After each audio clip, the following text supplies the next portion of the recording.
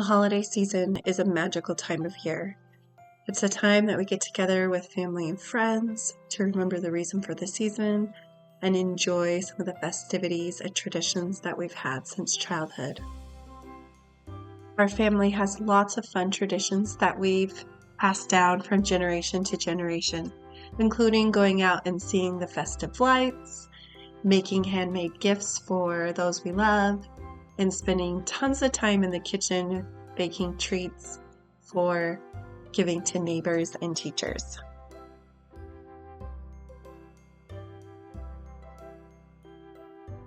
This week we were able to go out to a town about 40 minutes away who have a wonderful light display that is free, which we love.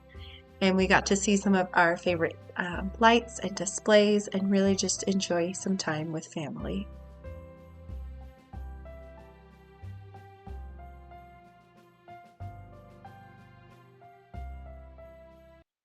One of the challenges that we are learning to incorporate each year is taking our homesteading lifestyle and using it to impact the traditions that we have from our own childhood.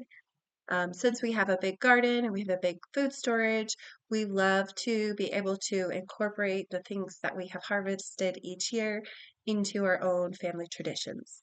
And one of those recipes is into zucchini bread. This is a recipe that I grew up with my mom making every single Christmas, and we gave out to family, friends, and our church group. If you harvested zucchini this year, you know what I mean when it can be prolific. So each year, a lot of times I will shred my zucchini and either put it in bags in the freezer or put it into the freeze dryer. And then I can pull it out during the holiday season and make delicious zucchini bread. Now, this is my absolute favorite zucchini bread recipe. It is really moist, really rich. It is so delicious. It's not dry at all, and it makes quite a bit. So for this recipe, we are putting together our wet ingredients into one bowl and our dry ingredients into a separate bowl. And I will leave a link down in the description so you can get the recipe for yourself and you can try this with your holiday traditions. But it is really just very basic ingredients. In the wet ingredients, we have eggs, oil, sugar, and vanilla that we cream all together. And then our dry ingredients include flour, salt, baking soda, baking powder, and cinnamon. And that cinnamon is kind of what gives it that holiday feel, that Christmas flavor. Once we have those mixed, we will combine them slowly until that flour is mixed in really well. Now, when the flour is mixed in, it's actually going to be pretty thick, enough that it's kind of hard to mix. That's okay because once we add in the shredded zucchini that we either pulled from the freezer or we reconstituted from the freeze dryer, that zucchini, the water is really going to make this dough much more liquid. Now, the final secret ingredient to this recipe that makes it moist is crushed pineapple. You don't even know it's there, but it makes all the difference in this recipe. Now, I said earlier that this batter actually makes quite a few loaves, and it does. You can get typically 3 large loaves of zucchini bread or several baby loaves. So today I'm actually doing 4 smaller baby loaves and then 1 kind of medium loaf of bread.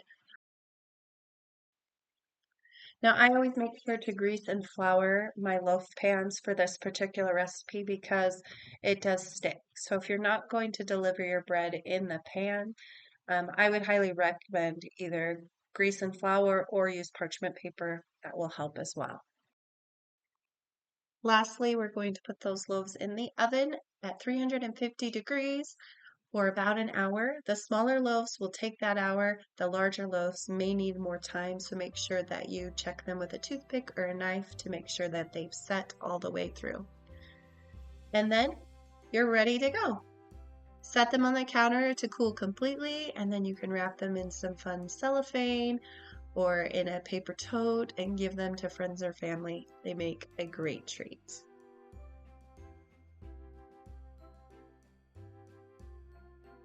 When you have a young family, a lot of times you get caught up in the get mode. What presents have I received? So we try and switch things around and really focus on the reason for the season. One of the ways we did that this year is we went to our local giving machines and we're able to take some of the money that the kids earned from our pumpkin patch this fall to give back to those in the community that have a need as well as those internationally. And it was a really, really special way that we got to give back this season.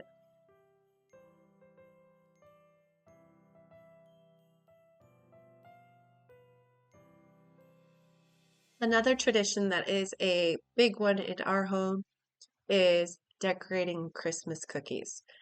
This is a huge hit with our kids every year, and they love it when cousins or grandparents stop by and want to join in the festivities.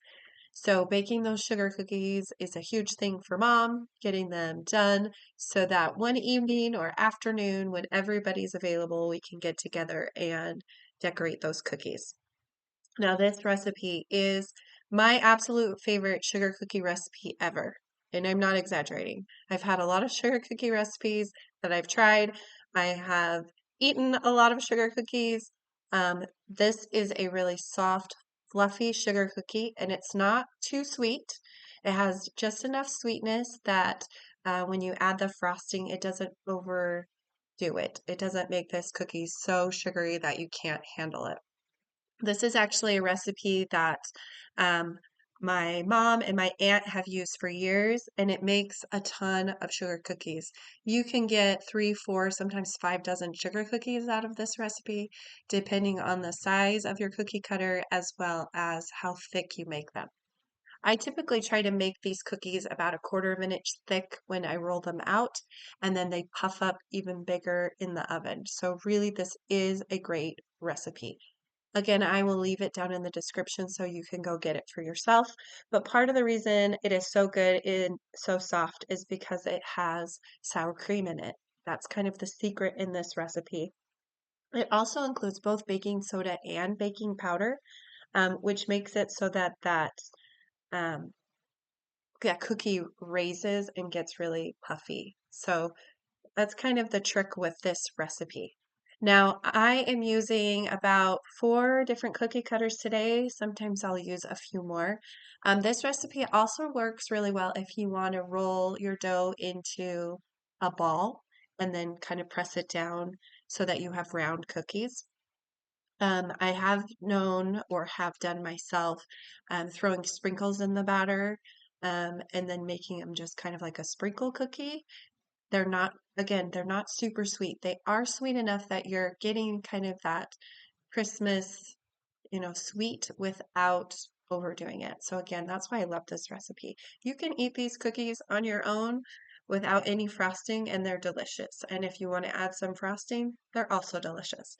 Um, I typically will use a cream cheese frosting on this recipe because I do want it to be a little bit richer, and it's a frosting that I almost never use any other time of the year, unless maybe I'm doing a cinnamon roll, but that's pretty rare at this house. And so it's kind of a special occasion when you get to have cream cheese frosting with your cookies, which kind of sounds silly, but it's true. Now, when you're making your frosting, you could use a royal icing. You could use just plain white frosting. You could color it with food coloring or dyes, or you could do some natural colorings, with some crushed up freeze-dried strawberries to get red or whatever works for your family. Um, or again, you can leave them plain. My kids really enjoy having multiple colors of frosting and then adding sprinkles. It just makes it a more fun holiday activity for everybody.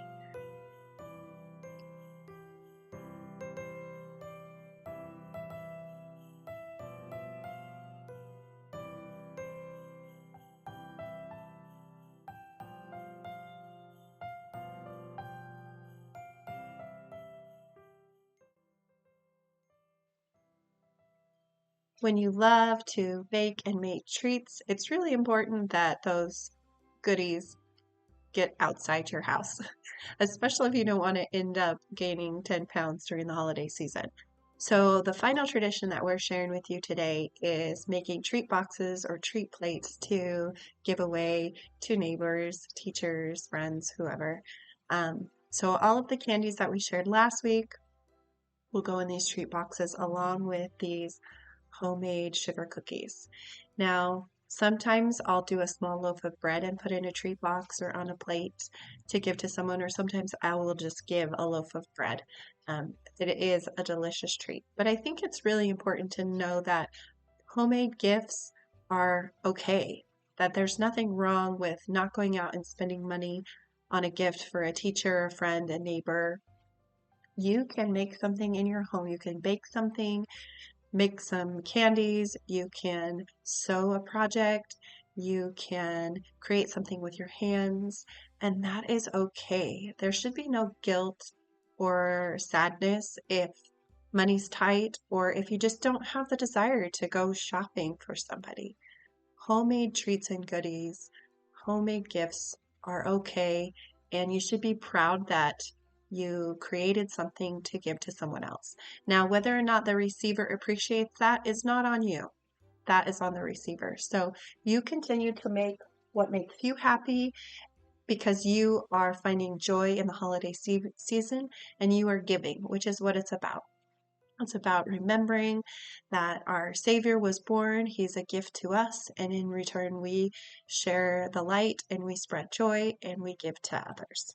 So I hope that this video inspired you maybe to start some new family traditions or to take the traditions you have and really sit down and think about them and enjoy them even more. Traditions during the holidays are so important, and it's so important to love our family. Merry Christmas, and we'll see you next time.